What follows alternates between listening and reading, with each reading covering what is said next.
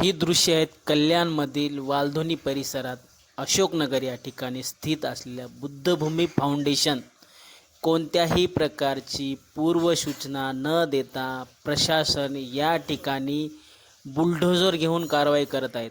अमानुषपणे बळाचा वापर करून भंतेजीवर हा हल्ला होत आहे. हा हल्ला खरं तर भंतेजीवर नाही तर बुद्धावर आहे, बुद्धाच्या विचारावर आहे, बाबासाहेबांच्या अनुयायावर आहे. कोण हा प्रशासकीय अधिकारी, कुणाच्या आशीर्वादाने ही कारवाई सुरू आहे?